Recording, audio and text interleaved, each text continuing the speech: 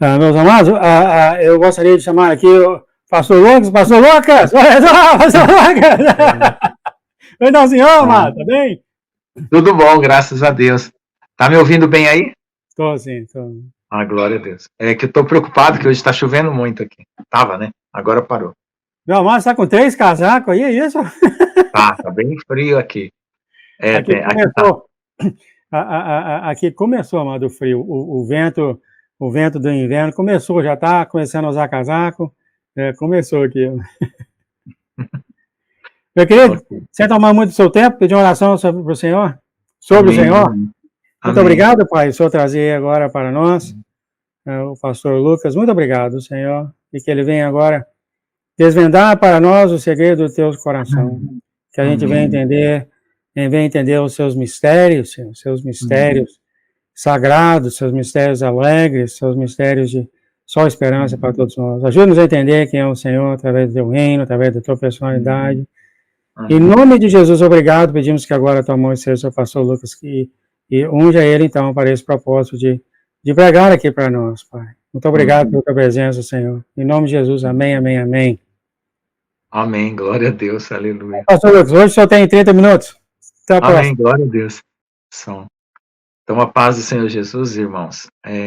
Aqui tem uma lista dos irmãos, né? Eu deixo o computadorzinho aqui do lado para poder conseguir falar o nome de todo mundo, né? Porque a gente gosta de ser acariciado, né? Com um olar, com uma paz, né? Então, Rosana Roeg, Catiúcia Rayal, Ezequiel, né? Todos os irmãos, Lara Pereira, Ana Lúcia Carneiro. E eu sempre falo, se eu esquecer de algum, não é de propósito, não.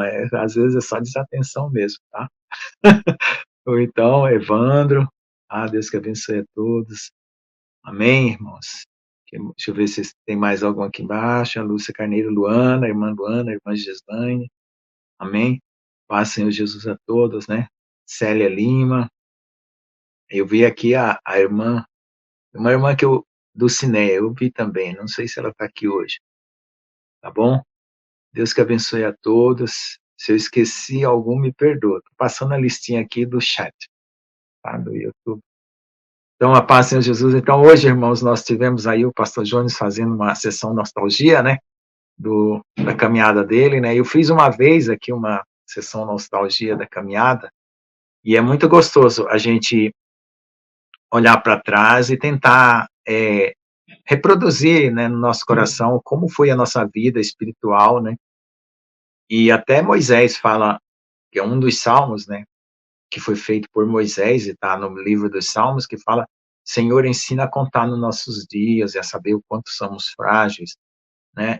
E olhar para trás, nesse sentido, não olhar para trás no sentido de querer retornar, porque aquela palavra que fala assim, aquele que põe a mão no arado não pode olhar para trás, mas é quando ele pensa em retornar, tá? É que nem o povo do Egito pensava em retornar. Não, olhar para trás, quando você quer contar os seus dias, para tirar alguma lição, ver alguma etapa que você passou muito rápido e não percebeu, é muito bom. É muito bom essa análise que o pastor Jones fez, né? E eu acho que até eu vou fazer uma também aqui, né? Mas eu vou pedir para Deus me guiar, porque eu tenho 40 anos, né? De caminhada cristã, não dá para falar numa live, né? Eu sei que dá para falar muita coisa que possa servir para os irmãos, né? Então, a live passada eu falei muito de batalha espiritual, e a minha vida foi assim, eu sou como um menino de rua, né, que teve que aprender a viver apanhando, né. Então eu espiritualmente, enquanto muitas pessoas tiveram discipulado, né, na igreja, tinha uma equipe de discípulos, eu não tive tanto discipulado assim. Eu gostava de ouvir a palavra, aprender, mas eu era muito assim, altivo, assim, eu não gostava de ser controlado, né. Gostava de ser controlado, aí parecia que discipulado era uma forma de controle sobre a minha maneira de pensar, de viver, mas eu passei por muitos perigos, perigos mesmos, assim, sabe. O que eu chamo de perigo, irmãos? Eu gosto que as palavras, elas não virem caixa preta, né. Você fala uma palavra e ela vira caixa preta, você não sabe o que tem lá dentro, né. Caixa preta é um negócio que você não sabe. O que é perigo? O perigo é o mal que está no mundo. E qual é o perigo do mal, né? Por exemplo, numa guerra, tá tendo uma guerra lá naquele país lá longe, né? Não vou falar aqui para também não dar problema na live. Está tendo uma guerra lá longe. Você fica sabendo as notícias. Então, os tiros e as bombas que estão caindo lá não está atingindo você, né? Embora você fique triste pelas pessoas que estão sendo atingidas lá. Mas se fosse perto de você, você estaria correndo perigo. Agora, no mundo espiritual, o perigo, o que é a bala, o que é o canhão, o que é a metralhadora, o que é a faca, o que são as armas no mundo espiritual que podem nos atingir? Veja só, o mal, ele tenta nos matar. E para ele nos matar, ele precisa injetar o conteúdo dele em nós. Então, os perigos espirituais significam o quê? Por exemplo, você viver no meio de soberba. Se você absorver a soberba, você vai morrer espiritualmente, porque aquela bala da soberba atingiu o seu coração e passou a transformar você numa pessoa soberba. Entendeu? Então, qual é o perigo do mal? O perigo do mal é ele tornar você uma cópia dele. Então, como funciona um vírus? O vírus, ele entra dentro das células, ele se multiplica, destruindo as células do corpo e multiplicando em vírus. Então, você vai se transformando em vírus, vamos dizer assim, né? Então, o mal faz isso. Quando eu era garoto, a minha mãe falava assim, cuidado com as más companhias. Aí eu não entendi o que ele estava falando. Eu pensei que má companhia era ladrão, era assaltante, era bandido. Mas eles estavam lá na prisão, ou estavam andando, sei lá, em outro bairro. Mas as más companhias, o que significa isso para mim? Eu não sabia, eram os meus colegas, né? Eu gostava de jogar bolas com ele para a quadra. Mas depois que eu descobri que os maus costumes das más companhias, eu comecei a adquirir. Aí que eu saquei, o que minha mãe estava falando é dos maus costumes que as más companhias trazem. Então eu estava imitando eles. Então quando você chega em casa falando coisas ruins, né, palavrões, a sua mãe, que isso? Onde você aprendeu isso, menino? Você está andando com essa maluquice? Com esses malandros aí na rua aprendendo essas palavrão? Aí a mãe já corrigia, né? Então, porque para o meio que você estava vivendo, o palavrão era uma atitude, eu sou livre, eu gosto de falar o que eu quero. Só que a liberdade é uma coisa perigosa nesse sentido, porque você não consegue fazer tudo o que você quer, porque existe um mundo espiritual tentando te destruir. Então não dá para fazer tudo o que você quer, porque você tem que escolher aquilo que te dá vida. Entendeu? O que te dá vida é o que você tem que escolher na vida. Porque tem coisas que te dão morte, né? E os pecados é aquilo que te dá morte, te traz morte. Então, desde de um palavrãozinho, que às vezes a criança aprende, fora de casa, na escola, no meio dos coleguinhas, um mau costume, até as coisas mais ruins, as mais pesadas, né, que são crime, que são roubo, desonestidade, falta de caráter, coisas do tipo, que vão destruindo a pessoa. Aí o que acontece? Quando você está numa caminhada, né, a vida ela vai te seduzindo, né, para o mal. Se você tem uma boa educação, é claro que você vai se manter equilibrado. Mas às vezes a pessoa já passou por um lar difícil e cai, né, drogas, sei lá, todo tipo de vida difícil que existe, né?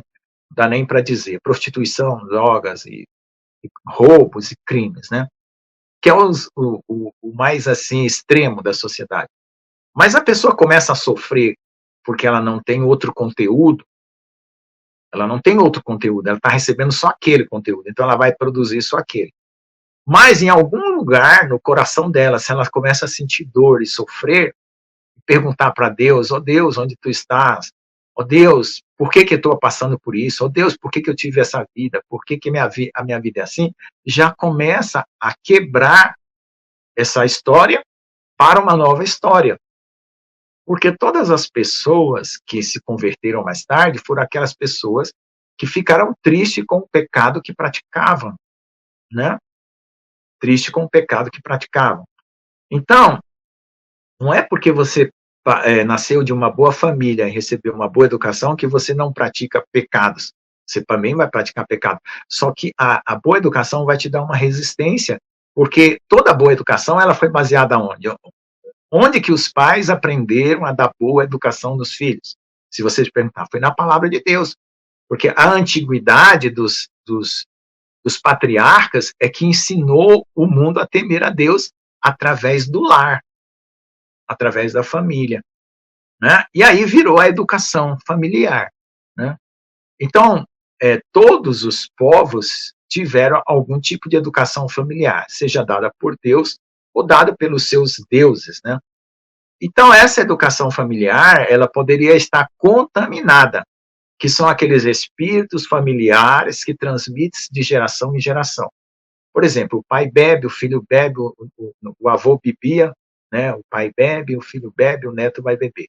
Não são espíritos familiares. O avô fumava, o pai fumava, e assim, entendeu? Aqueles espíritos familiares que vão acompanhando.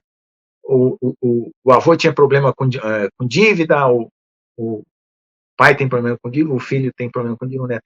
Então, quando você está ali naquele... Pô, mas espera um pouco. Mas meu avô tinha isso, mas meu pai tem isso, e eu vou ter isso, e o meu filho vai ter isso. Não, peraí, eu vou cortar. Você quer cortar aquele vínculo, quando você ganha essa consciência. Tem gente que, quando ela tem um conceito de certo e errado, que não tem um evangelho, não tem igreja, não tem nada, ele já quer cortar por ele mesmo. E todo mundo pensa, quem não tem o evangelho, quem não tem a visão espiritual, pensa que é só uma questão de certo e errado. Como eu pensava também. Ah, não, isso é certo, isso é errado. Então, o errado traz consequência errada, o certo traz coisa boa, então, vou só fazer isso.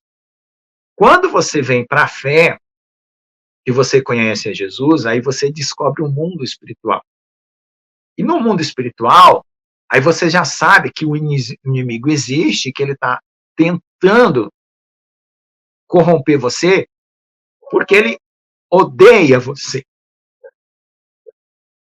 Em duas coisas que você não sabe na vida. É o quanto o inimigo te odeia e quanto Deus te ama. Você não sabe dessas duas coisas. Então, você precisa, vamos dizer assim, às vezes padecer por alguma situação para entender quanto o inimigo te odeia, para você correr para Deus. E você, em Deus, precisa entender o quanto Deus te ama para você se entregar para Ele. Porque todos nós somos receptivos ao amor. Todas. O ser humano foi feito para ser receptivo ao amor. Já foi feito um estudo, o ser humano é receptivo ao amor e o nosso cérebro foi feito para receber a verdade das coisas. Tá? Então, tem todas as outras coisas boas que Deus nos preparou para ser, mas vamos falar só dessas duas, por enquanto. Então, veja só, se você vive num mundo só de mentira, você vai ser uma pessoa altamente rebelde, estressada. Né? Por quê? Porque o engano e a mentira causam uma confusão mental e gera estresse. Por isso que tem gente perdendo a noção das coisas com um alto nível de estresse porque vive num mundo mentiroso. Né? Ou num ambiente mentiroso. Tem outros pecados, né? Orgulho, vaidade, avareza, que é você querer possuir as coisas. Tem um monte de pecados nesse sentido. Mas, então, para cada pecado, tem uma virtude oposta. Então, às vezes, o certo é você preencher com a virtude para o pecado sair, ou seja, preencher com a luz para as trevas ser dissipada. Não é um confronto. Você não consegue mudar a ideia de ninguém. Por exemplo, se alguém é orgulhoso, você começa a falar, você tem orgulho, você tem orgulho. Ele não vai mudar, porque o orgulho já vai bloquear ele. Sabe? O orgulho já vai bloquear ele. Se uma pessoa é mentirosa, você começar a falar, você é mentiroso, não vai. Entende? Então, o que você tem que fazer? Você tem que testemunhar a verdade para quem é mentiroso. Aí a pessoa vai ter aquele choque. Mas por que ele fala assim? Por que ele é desse jeito? E por orgulhoso, você vai manifestar humildade. Para o agressivo, você vai manifestar doçura. Entende? Para aquela pessoa que tem ódio, você vai manifestar o amor, porque a luz, ela vai quebrar as trevas, despedaçar as trevas, vai anular as trevas. Então é assim que você faz. Então, O bom evangelista, aquele que leva a palavra de Deus, é aquele que leva a luz do amor de Deus e a pessoa, no recebimento do amor, se constrange a mudar e se arrepender. Entende? Se você chegar, arrepender, e batendo, a pessoa fala, mas eu tenho que arrepender do quê? Eu sou tal, eu já me assumi como pessoa, quem é esse para falar alguma coisa para mim? Então a pessoa ela tem que olhar e falar assim, puxa, mas espera um pouco, será que eu não estou errado, não? É que nem a loucura, né? Dizem que quando o louco desconfia que está louco, ele começa a se curar, né? O louco, ele nunca acha que está louco. Então o pecador, quando ele desconfia que ele é pecador, ele está começando a se curar, entende? Então, quando a pessoa orgulhosa desconfia de que ela é orgulhosa, ela está começando a ser humilde. E assim vai, sabe? Vai começando a troca. E Deus, ele vai permitindo coisas na sua vida, porque o Espírito Santo, ele não só trabalha na vida do crente. A gente pensa que o Espírito Santo só trabalha na vida do crente porque o crente aceitou Jesus. Não. O Espírito Santo está trabalhando no mundo inteiro. E ele está batendo na porta do mundo inteiro. Quando chega um tempo que é o juízo, que nem agora, é porque várias chances, algumas pessoas não quiseram, rejeitaram. Então, é por isso que fala, você está dormindo, acorda, você está dormindo. Quando você acorda, fala, oh, o quê? O que você disse, Espírito Santo? Eu estou errado? Eu preciso mudar? Entendeu? Então dá aquele choque, mas só o Espírito Santo consegue fazer isso. A gente só consegue anunciar as boas novas, como Jesus já falou até num dos sonhos da Erin. Você não pode e não consegue quebrar a cabeça das pessoas ou mudar o raciocínio delas, ou inverter, né, das trevas para a luz. Você não consegue, é só o Espírito Santo que consegue, mas você consegue anunciar as boas novas. As boas novas é que nem você oferecer um prato de comida gostosa para quem está faminto. Pensa, né, o cara está morrendo de fome, você passa assim com um peru assado, com coisas mais deliciosas da terra, a pessoa, o que você espera de uma pessoa que está faminta? Que corra atrás de comida. E o que você espera de um pecador? Que ele corra atrás da salvação. Mas ele tem que enxergar que o pecado é aquilo que está na vida dele, que está levando ele para o abismo. Entende? Ele precisa olhar um pouco a história dele para trás e para frente e ver a corredeira do rio que vai ter uma cachoeira lá na frente. Entende? Aí quando você fala assim, opa, eu estou numa corredeira de rio e isso aqui vai cair para onde? Né? Vai ter uma corredeira. Então, esse olhar para trás e para frente é uma reflexão que o próprio Deus vai dar para a pessoa. E aí entra o poder da oração. Por quê? Porque o mundo inteiro está numa corredeira louca. Todo mundo sabe que o mundo inteiro vai cair no despenhadeiro, certo? Concorda? E Deus está, já deu até uma profecia do Brenda, né? Deus está na montanha gritando para as ovelhas. Então a sua oração, que você está intercedendo pelo mundo, está dizendo assim, Senhor, faz ele perceber a corredeira, que tem uma cachoeira cascata que vai se despedaçar lá na frente. Aí uma alma está assim, dentro de um barco, assim, a corredeira está levando ele, o barco pode ser a vida dele, pode ser a família dele, pode ser o trabalho dele, pode ser o orgulho dele, aquele barco está levando. Aí ele acorda, aquela oração atinge ele, aí ele olha assim para trás, para lá, falei, meu Deus, eu estou indo para o abismo. Aí, pum, aí começa a gritar Jesus. Entende?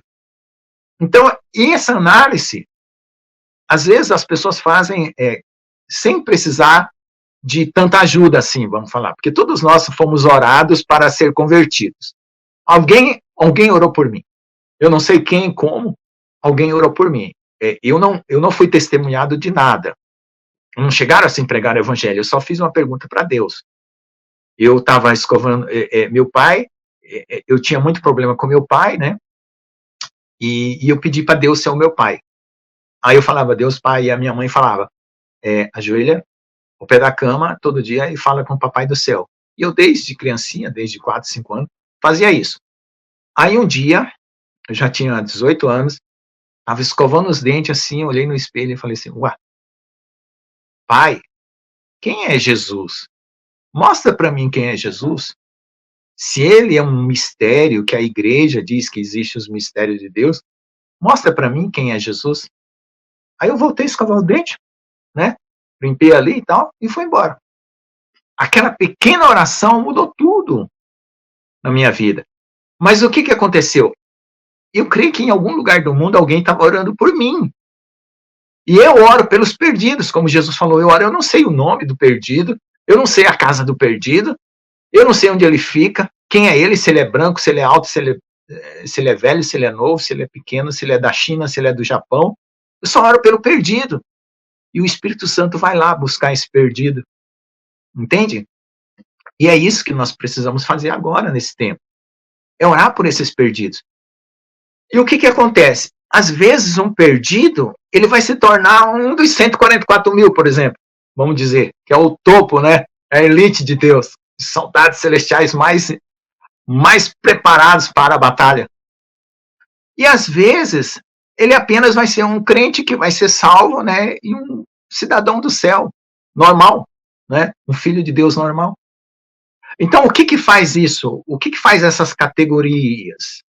É a maneira como você responde ao teu chamado. Se eu falo, eu entro no ônibus assim, que nem outro dia eu ouvi o pastor Luiz Hermínio da Mevan falando, que ele entrava no ônibus, né, assim que ele se converteu, louco para falar de Jesus, aí entrava no ônibus assim, gritava, Jesus te ama, e pum, saía correndo. Entende? Ele fazia assim, ele não conseguia evangelizar no começo, ele só fazia assim. Entrava no ônibus e gritava, Jesus te ama, e para todo mundo olhava para trás assim, ele pum, saía correndo. Então, o que você faz quando você ouve isso? E o que você faz quando você recebe alguma coisa de Deus? É o como você responde é que te qualifica. Entende? Então, o pastor Jones falou sobre a escalada que os homens colocam dentro de um ministério. Ah, eu quero ser pastor de uma grande congregação e ter honra de ser um pastor. Mas será que essa é uma honra verdadeira? Ou a tua honra é cuidar de uma igreja pequena, com todo o amor do teu coração, e lá no céu teu galardão vai ser muito maior do que o pastor que cuidou daquela igreja maravilhosa, mas tinha orgulho, tinha vaidade, tinha soberba. Entendeu? Como a escala de Deus é totalmente diferente. Então, por que Deus está... por que a escala do Senhor Jesus é diferente da nossa? Que nós olhamos a aparência, como o Senhor falou para Samuel. Nós olhamos para esse mundo, e Deus olha o quê? O conteúdo. O coração é como uma caixa de joias, né? A gente pensa assim, tem várias definições para o coração, é o centro do seu ser, é uma caixa de joias, você coloca ali, é um cofre com o pescoço muito longo, né? Que demora para, como é que é, rápido para a moedinha escorregar lá no fundo, mas para tirar é horrível quando cai alguma coisa ruim, né? Tem várias definições para o coração. Isso é bom, a gente saber como que é o coração, o que nos define, né? Mas aí você pensa, como eu estou me categorizando? Em que patamar eu vou estar? Depende do quê? Do outro que te machucou, que te derrubou? Não, depende de como você respondeu. Né? Uma vez eu estava numa depressão e eu fui para um psiquiatra. Aí ele falou assim, Lucas, desgraça acontece com todo mundo na Terra. O problema não é a desgraça, o problema é como você sai dela. Aí eu, falei, opa, isso aqui já vai me ajudar, é uma chave, veja o que é chave. Chave é uma palavra que destranca uma ideia que está te prendendo. Então, Jesus nos Sonhos da Eren, pode ver aí, quem lê os Sonhos da Eren? Catiúcia Arraial, Rosana Rueg, Ana Lúcia, todo mundo que lê os Sonhos da Eren. Jesus te está dando uma chave, chave. Aí esse último sonho da agora é o 838, né? Eu tenho todas as chaves. Então peça. Ele tem todas as chaves, então peça. Então, que destrava, né? Eu tenho agora um vídeo na Santa Ceia, como é que nós vamos ser transformados à imagem de Jesus no corpo. Né? Ah lá, que foi o que eu comentei no pastor Jones, que eu não podia falar a sigla, né? Daquele negócio que tinha no sangue da gente. Não podia falar porque ela não caiu online. Mas agora eu coloquei lá no canal. Então essa chave me dá uma posição para eu, assim, na Santa Ceia, poxa, eu tomei aquele negocinho lá, meu Deus, eu quero purificar meu coração, e o Senhor vai me usar da Santa Ceia para me limpar, Porque ali, se o homem, por uma tecnologia de alimento, agora é alimento, gente, agora é ar pulverizado no ar, muda o teu, né, genético, né? Então Deus, pelo alimento da ceia, também pode mudar para aquilo que Jesus quer, que é o corpo transformado. Então, veja só, então nós temos chaves, e nós precisamos dessas chaves. E quanto mais você humilha, mais você clama, mais você deseja, porque o que você tem que ser? Atraído por Jesus. O que é ser atraído por Jesus? É ele fazer um reflexo do seu rosto dentro do teu coração. Quando ele olhar para dentro do teu coração e for que nem um espelho, ele olhar e se ver lá dentro, você está pronto, você está preparado. Ou você vai para morar com ele, entende? Então, o que nós estamos fazendo aqui? Né? Nós tivemos uma queda, o nosso pai Adão caiu, então nós estamos recuperando uma identidade perdida para ser semelhante a Jesus. Qual foi o propósito da criação? A criação foi feita para quê? Para a gente ser orgulhoso, todo mundo ter sua casa rica, ter o seu carrão e sair desfilando na avenida com a melhor roupa? Não. Façamos o homem a nossa imagem e a nossa semelhança. O Pai e Jesus falou. Vamos fazer o homem para ser a nossa imagem e semelhança. Então, quando nós formos a imagem e semelhança de Deus no amor, na justiça, na retidão, na fidelidade, né? Em todas as coisas boas espirituais, aí nós cumprimos o propósito da criação. Aí Deus pode descansar. O Senhor, ele ainda não descansou. O 7º milênio ainda não veio. A igreja ainda não foi transformada. Ele fez aquele descanso, ele trabalhou aqueles 6 dias da criação, né? Da nossa criação, depois eu explico, porque teve a criação dos anjos. Mas ele trabalhou aqueles 6 dias da nossa criação e descansou para nos dar o exemplo. Mas o descanso eterno que Deus quer para ele com seus filhos, né? É só, vai ter no milênio e depois na eternidade. Entende? Então, essa é a linguagem que Deus está fazendo na história da humanidade. Existe a linguagem que Deus está fazendo na minha história, na sua história, na nossa história, na história da igreja, que é um conto, é como um conto de fadas, ou um conto, sei lá, épico, de uma saga, de uma guerra, de um, sei lá. Então, eu não fui chamado para pastor. Eu tinha até medo. Porque sabe por quê? Deus me chamava de Gideão. E Gideão era o quê? Um guerreiro. E eu sempre enfrentei guerra espiritual, guerra. Lutando com o demônio, para batizar foi lutando com o demônio aparecendo para mim, eu vou te pegar, não sei o quê. E eu corria para a igreja e pedia batismo porque eu queria escapar do inimigo. E eu não tinha como lutar contra ele, eu só falava palavras que eu ouvia e eu não sabia o sentido. Então eu era guerreiro. E um dia, como é que é o nome? O Gideão, ele botou uma estola sacerdotal e ali foi um tropeço para ele. Eu fugia desse negócio de querer ser ungido pastor, querer qualquer coisa de pastor. Mas eu não, eu sou um Gideão, vou botar a estola sacerdotal, vai ser tropeço para mim. Não quero. Eu quero ser guerreiro. Guerreiro vai lá, arranca a ovelha da boca do leão, mata o leão e traz a ovelha de volta. Então, esse é o guerreiro. Né? Então, eu queria ser guerreiro. Aí tinha um irmãozinho que ele falou assim, irmão, o que você quer? Todo mundo perguntava, os jovens perguntavam, né, a gente conversando na porta da igreja, às vezes no culto de jovens, às vezes perguntava, o que você quer? O irmão falava, eu quero ser o maior expulsador de demônio do mundo. Eu não quero deixar um demônio, né? Aí eu falei, nossa, que legal e tal. Mas eu pensando, mas poxa, eu quero expulsar os demônios, mas e depois? Né? Se você expulsar um demônio e a pessoa não estiver preparada, volta 7. Então eu expulso 7 demônios e volta 7 vezes 7, né? Se a pessoa não estiver preparada. Então a melhor coisa que tem é o quê? Edificar o coração. Porque edificando o coração, o demônio não volta, porque casa vazia, ele volta a ocupar. Edificar o que é? Preencher com Jesus. É a coisa que eu mais gosto de fazer. É fazer você entender quem é Jesus para ser cheio dele, para ser parecido com ele, para ser transformado nele. E qual que é a minha oração? Me transforma, Senhor, como tu és.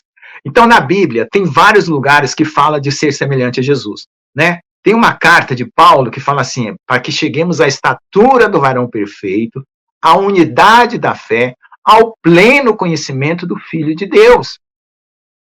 Né? São essas coisas que estão lá. Na carta de Hebreus fala assim, que nós precisamos chegar à Assembleia Universal dos Primogênitos. Aí fala assim, poxa, mas eu sou primogênito da minha família, mas a minha irmã que vai se salvar não é primogênita? Como que fica? Veja só, primogênito é que você é único e não tem ninguém igual a você no universo inteiro. Entendeu? Então, assim como Jesus é o primogênito de Deus, nós vamos ser primogênito, porque nós vamos ser o primeiro naquela condição e não tem ninguém igual a nós. Entende? Então, uma vez eu ouvi essa palavra explicando, né? Que você só é o caçula. Você pode ser o caçula, mas espiritualmente você pode ser o primogênito, porque não tem ninguém igual a você.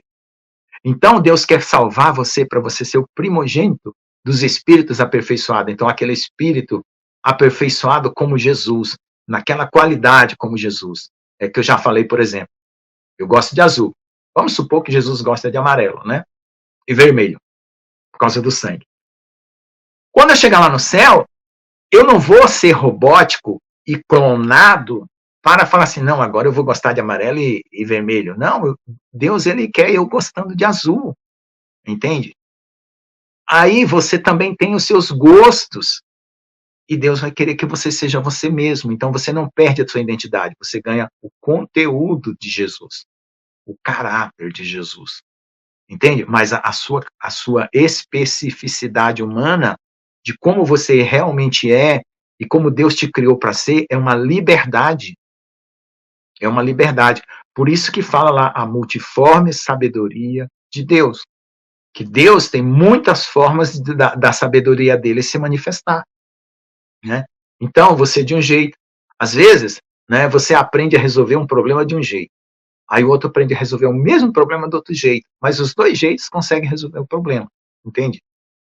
A maneira de fazer, às vezes, é pessoal. Mas dá certo, porque Deus abençoa. E a outra maneira também dá certo. Então, essa individualidade, porque não é pecado, né, não é desvio. O que é pecado? Desviar-se de Jesus. Por que os pecados, todos a lista de pecados são pecados? Porque desvia de Jesus. É só por isso. Entendeu? Tá? Eu posso pegar a Bíblia e pregar ela acusando as pessoas, ferindo as pessoas. Eu estou pregando a Bíblia, mas eu estou pecando. Ué, mas como pregando a Bíblia? Porque eu estou fazendo um mau uso. Então, estou desviando as pessoas. Em vez de levar elas para Jesus, estou desviando dela. Então, você pode usar até de uma escritura para pecar. E você pode até fazer exageros espirituais e pecar, porque se torna um religioso. Entende? Então, a palavra pecado, você não pode ver assim como uma coisa. Tudo que me desvia de Jesus. Pronto. É simples. Tudo que me desvia de Jesus, me tira do foco de Jesus, eu tenho que ir para Jesus. Eu não tenho que ir para o meu eu, né? E nem adorar qualquer outra coisa, só Jesus. Então, essa é a base. Quando você pega a base, a essência, pronto. Você agrega as outras coisas, diferenciando tudo pela essência. Aí fica mais fácil. Tá bom? Amém? O seu som aqui no meu celular não está saindo. Mas eu não sei, eu acho que a rede aqui está com problema, porque lá depois no áudio sai. Tá saindo agora? Lá depois sai. Eu vou ter que. É que aqui no YouTube sai atrasado, então não dá para mim ouvir em tempo real o que o senhor está falando. E eu não sei, essa rede aqui está com problema. Quando chove, dá esses problemas. Estou tentando arrumar aqui. Peraí, deixa eu só diminuir a tela, que às vezes dá probleminha de tela. Não voltou. Da outro dia eu dei uma dedada na tela. Alô? E voltou. Ah, voltou. Estranho, né? Pode falar, pastorzinho. Tá bom, o senhor tocou no tópico interessante, dá para fazer uma live sobre as escrituras sendo usadas para tirar as pessoas do caminho. Nossa, tem muito o que falar sobre isso. E Jesus fala nisso constantemente. Eu fico com dó das ovelhas que estão vindo, pessoas que não estão levando as ovelhas para o Senhor. Nas Escrituras, não é complicado isso. Estão dormindo. É que nem ele fala, acredito que vai ter um grande choque aí no futuro vindo aí. Uhum. Mas é um grande tópico, né, pastor Lucas? Tem muita coisa para se falar sobre isso. Aliás, a questão toda, que é uma guerra espiritual, que isso é só uma arma, né? Ela é um pacote muito maior, né? Essa questão da... porque assim, o inimigo, ele pega o que é de Deus e ele deforma. Ele pega o que é de Deus e ele deforma. É sempre assim, ele não cria nada, ele só deforma. E ele não... outro dia eu ouvi o pastor falando assim, por que ele mandou matar todas as crianças? Porque ele não sabia quem era. Então o inimigo não tem revelação. Ele não tem revelação, aí ele faz assim na estatística, né? Para tentar Muito bem, pastor. Agradecemos a Deus pela mensagem de todos vocês hoje. Amém. O senhor quer fazer uma oração para os irmãos ao redor do mundo, por favor? Amém. Ó Senhor Jesus, colocamos a nossa história da nossa vida e a história do mundo nas tuas mãos, Senhor. Sabemos que tudo vai concordar para o bem daqueles que te amam, Senhor. Mas ainda também sabemos que há muitas e muitas vidas que precisam ser salvas, que precisam acordar, e que por alguma circunstância da própria vida, que foi, às vezes, obstinada, ou por alguma intempérie que nós não entendemos, ela vai precisar acordar no meio da tribulação, Senhor.